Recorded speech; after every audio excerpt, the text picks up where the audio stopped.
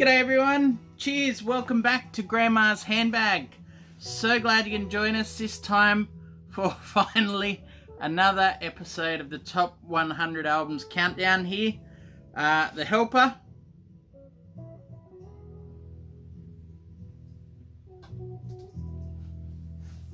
Coming to you from Badlands Brewery in country New South Wales, Orange. Brewbacker Kolsch. So a Kolsch is probably somewhere between a lager and an ale. German style from Cologne. 4.9%. Always love a good Kolsch. A little bit cloudy. Wonderful stuff. And speaking of Badlands as well, quick shout out to the Digital Gramophone John. John's just done a fantastic top 20 songs countdown from Bruce Springsteen. Now, I can't remember if Badlands was in there, but look, if you haven't seen it, I do recommend you go and check it out. Just a great piece of VC videos. Alright, let's go. This one here is a pivotal album for me when I felt music so deeply and took it so seriously that it was basically my religion. Well, with this one, I found my church. Spaceman 3 with Playing with Fire from 1989 at number 30. This is a hymnal album. It's all the straight-faced fervour of rock and roll salvation, of redemption. You know, in rock, bands usually want to pay it back to their influences by tearing down the temple, you know, that they're inventing something new. But Spaceman 3 build their own temple here with the organ and tremoloed guitar as the primary things. So you get all these lullaby tones and narcotic drones in there. Kind of like a gospel suicide jamming with a drone Stooges on there. Minimal drums on this album, and except when it comes to the two most Stooge-like rockers on here, Suicide and Revolution. The molasses riff of Honey, the chiming country soul of So Hot or Come Down Softly to My Soul on here, where some people might peg the longer songs like Suicide or How Does It Feel as being too long or even repetitive. I mean, I see them as necessary as these exploratory things on here. No doubt there's a good, knowing the band, that there's a good whack of heroin running through this album. But it's also got this kind of weird drum-free, ecstasy proselytizing crossover with the UK's Second Summer of Love happening around the same time in '89. And that's the sort of thing that they really ramped up on recurring as well. But, I mean, even though it's like Spaceman 3 found their crucible on the Perfect Prescription, the album before this, and here they really started branching out. All those influences finally coming together into something that, you know, transcends them all. This is their ode to rock and roll, and to me, their defining statement, Spaceman 3.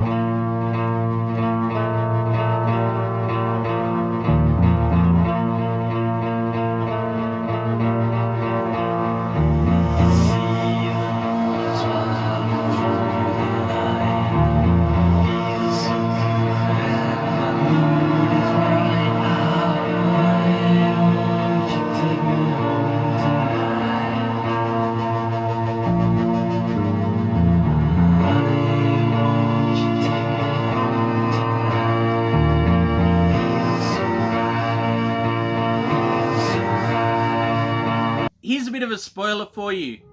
Think of this album as a bookend. So between this and an earlier album of the artist, I'd say any album is just about essential and 100 worthy. But you don't come here to see a countdown with 10 David Bowie albums. So here's Scary Monsters at number 29 from 1980.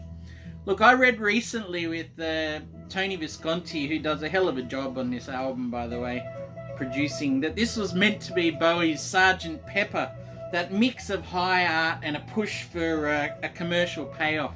It missed just and gloriously, so I have to say on here. It's supremely assured. Bowie's vocals are just some of the best of his career on here. The discotopic, I like to call it, thud of Dennis Davis and George Murray on drums and bass deliver this danceable thump with a side of heavy unease on there, you know.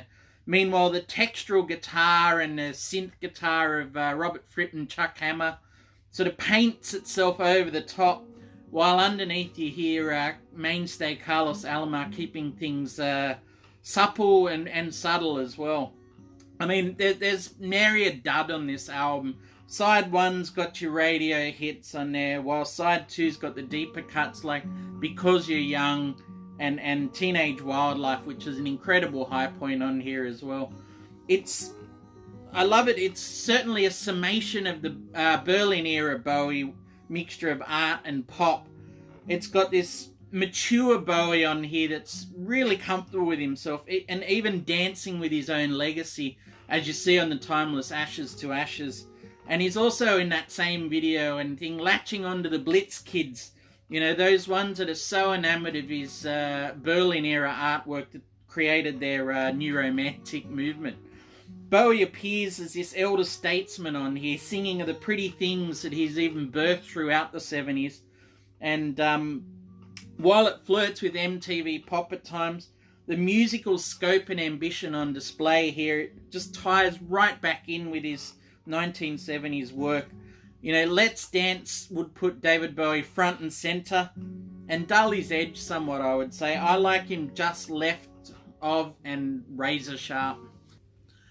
Number 28, Dusty Springfield, Dusty in Memphis from 1968. Quality, quality, quality all over this record. The songwriters, you got Randy Newman there, the 60s duos like Man and Weil, Goffin and King, Bacharach and David. You know, you've got producers like Wexler, Alf Marden, Tom Dowd on there, Memphis Horns, cream of session musicians from Memphis and the South. You've even got the Sweet Inspirations on backing vocals, and they're no minor leaguers at all. And yet with all of this in place there, Dusty's battle was not only to rise to the bar being set by her label Atlantic, the label of Aretha, of Otis, you know, absolute premium vocalist, but to battle the crippling insecurities and personal demons. She was asked to collaborate and contribute as an equal with the musicians, and that was a challenge she'd never even faced before this album. But she surmounts those, she transcends all those obstacles here with this certain kind of toughness deep that comes from deep within, you know. And what comes out to me is this incredible vulnerability, you know, that few other albums possess. She had to reach deep in, not just to connect, but to really inhabit these songs on here. You know, her vocals, smoky, sultry, they're really able to live within the arrangements, yet rise above them as well, you know. There's this exquisite ache I've found right at the core of Dusty in Memphis, and there's no better example of that to me than on Breakfast in Bed. And you can just tell this is Dusty's right from the heart because she's lived this, you know.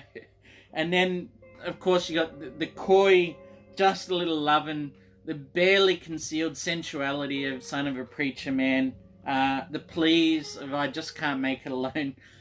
It's an absolute masterclass in understatement.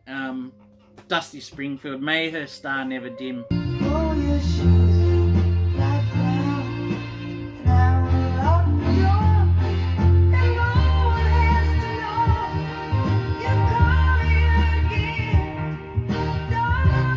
It will be like it's always been before. Come on over here, breakfast in bed, and kiss and dream. You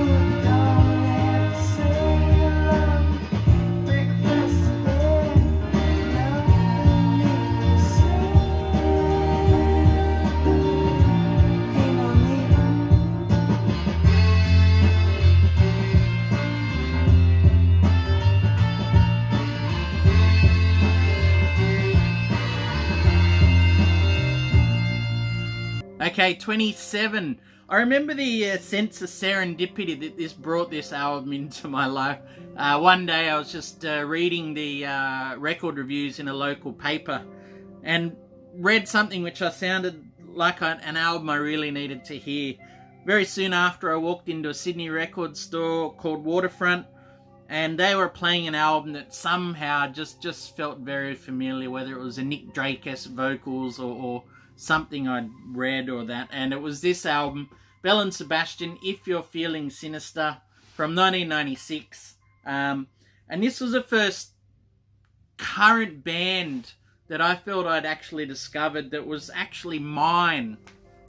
And I know that sounds odd, but for years before that, as a teenager, I'd been wishing I was born some other time. So I fell hard for these guys and spent the next few years trying to turn everyone else on to them.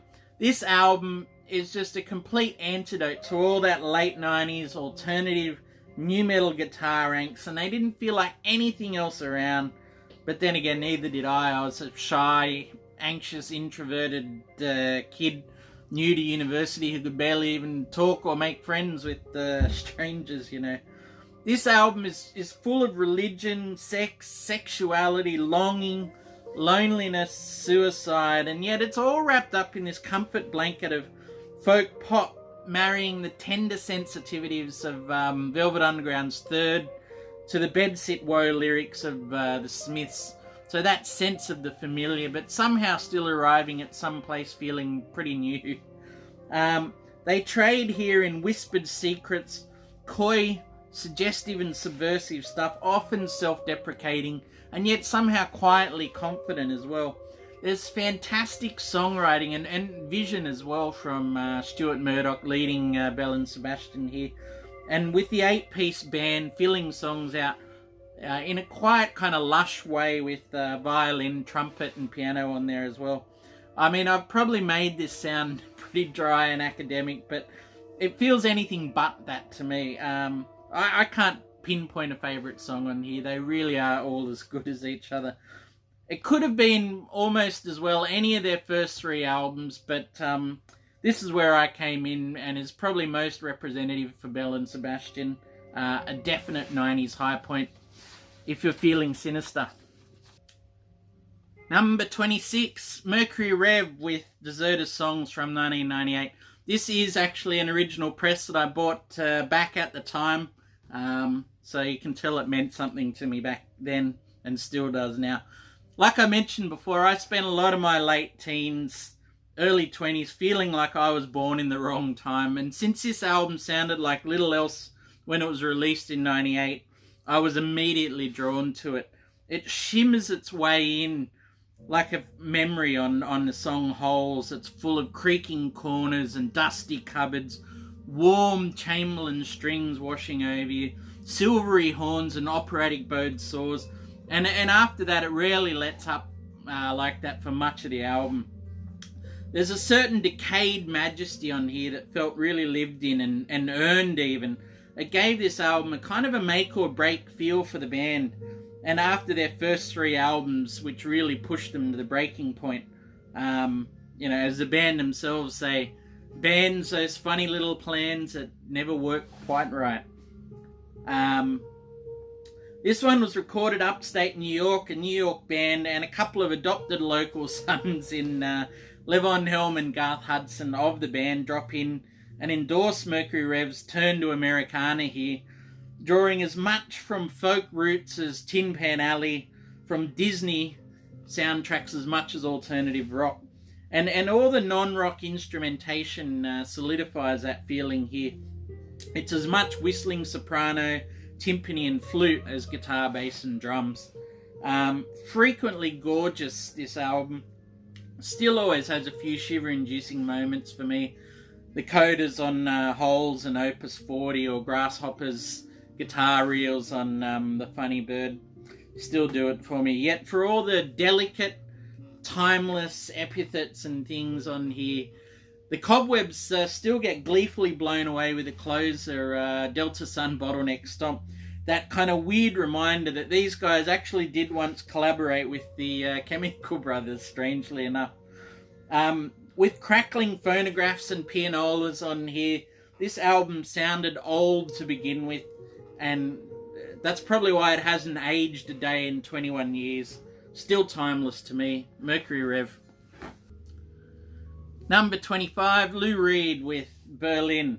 What to say about this one? Well, apart from it being the prime example of what John Digital Gramophone calls sad bastard music, I find this one an incredible artistic statement from an incredibly complex artist or person. It's brutal, yet it's beautiful. It's ugly, but it's really lovely.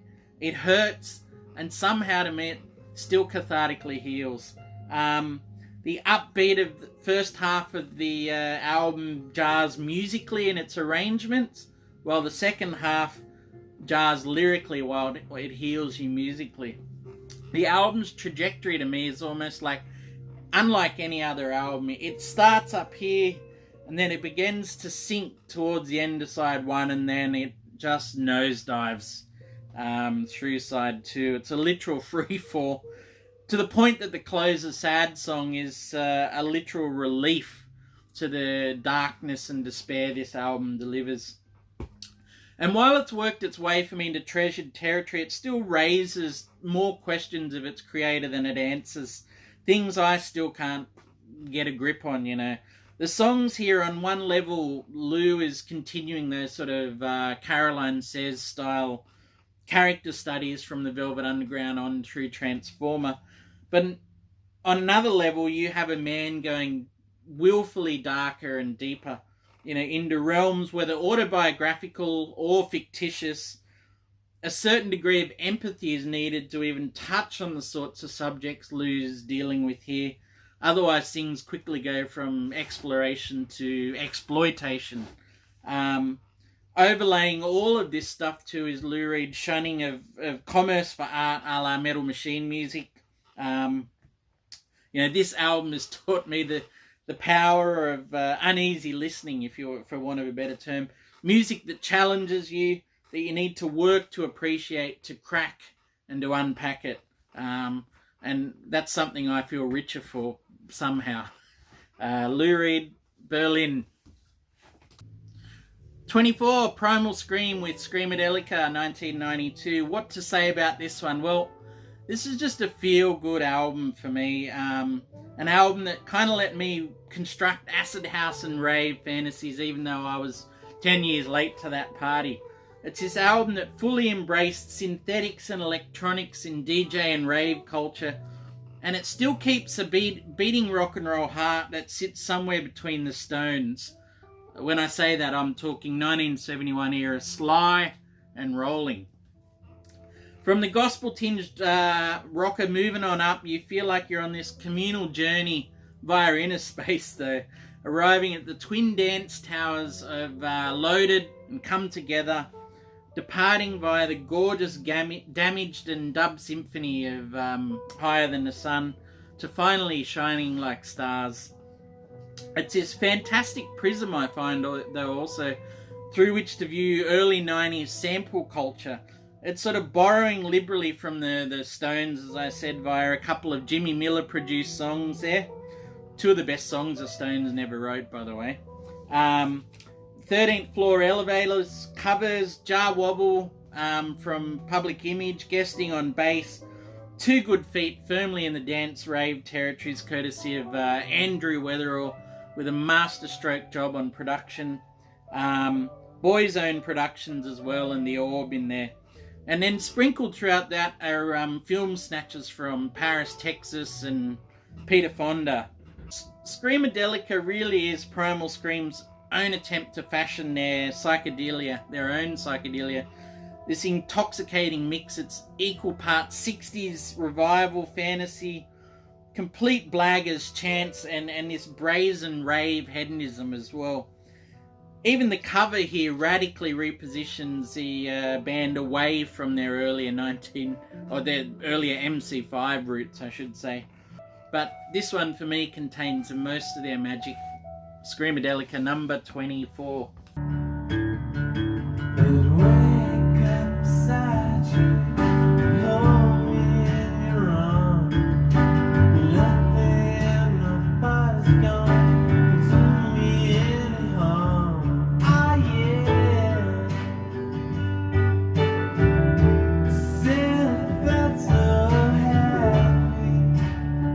my,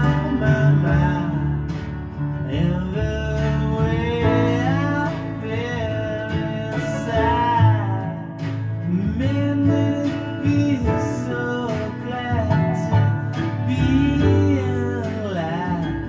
God damn it, I got damn it. With this one, I'm talking the guitar bliss out of the Stone Roses debut album, 1989, self-titled.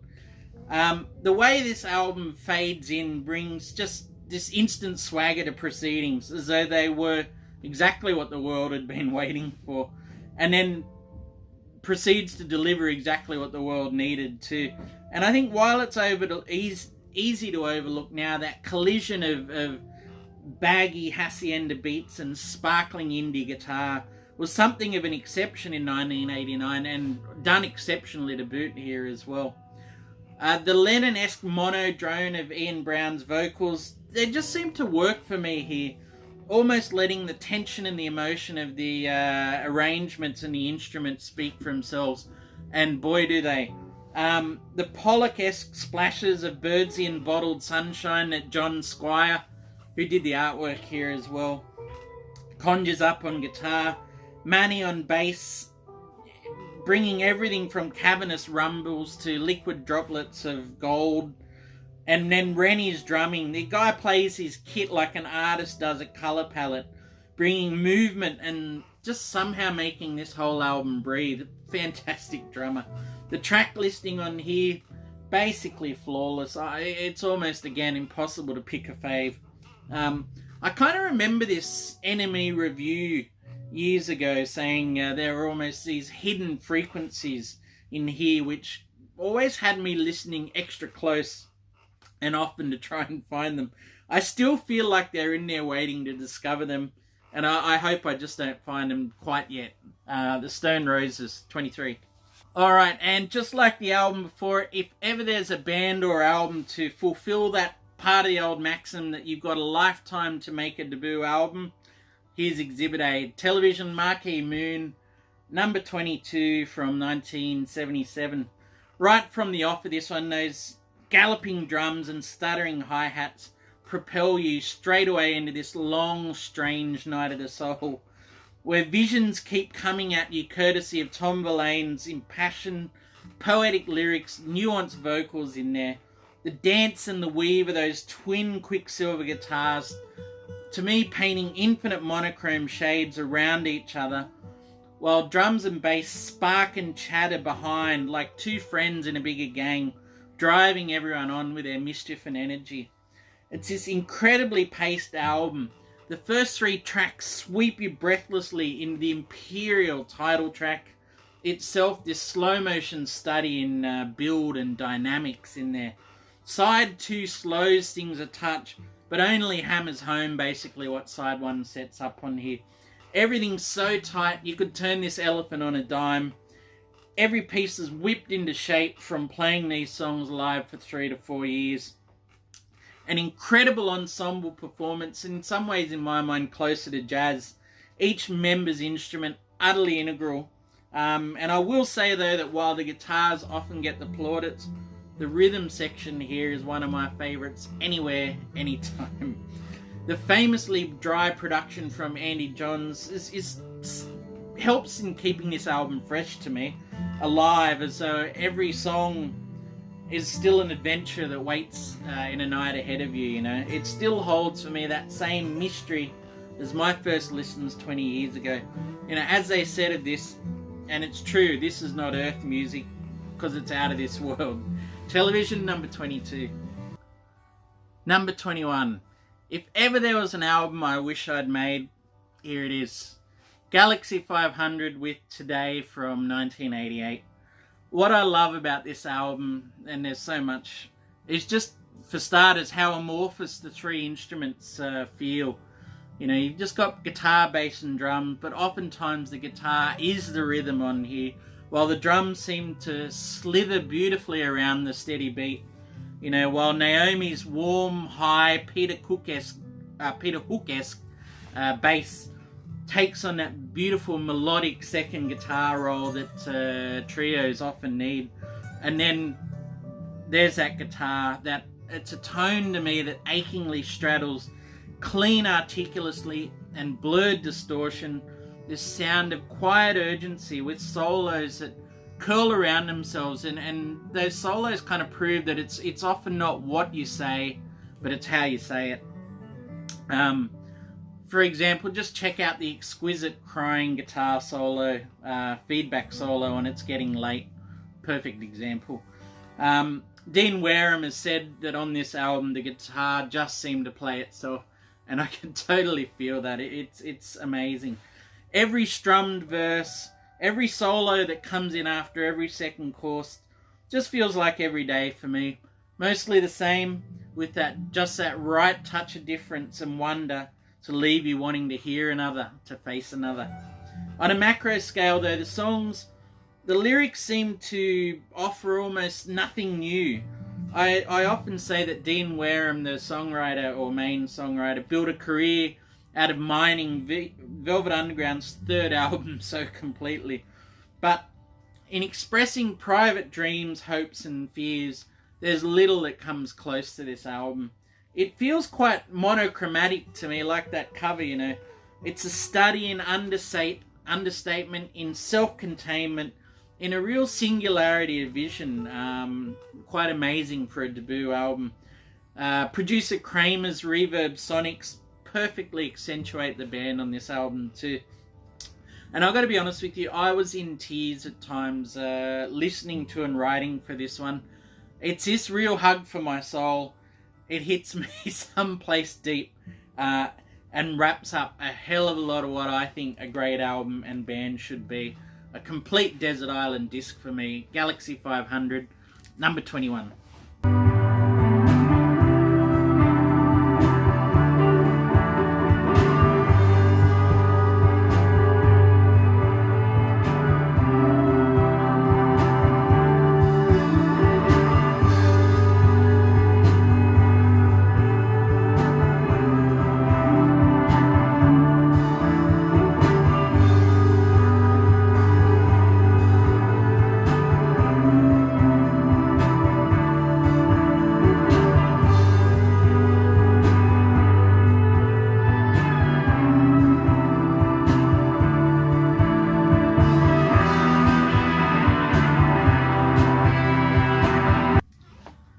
And that's that, everyone. Thank you so much for your patience, for checking in, coming back, and for your comments. Really love talking to you guys. Really appreciate all your support with this one. I am terribly sorry it's taken over a month to get this episode. It was supposed to get easier writing all of these, but you know, I've kind of rehearsed so many of these things so many times over the years. But when it comes to nailing it, it doesn't get any easier. But with thanks to folks like you, cheers. Look forward to catching up with you all very soon. And thank you again. Take care. Bye-bye.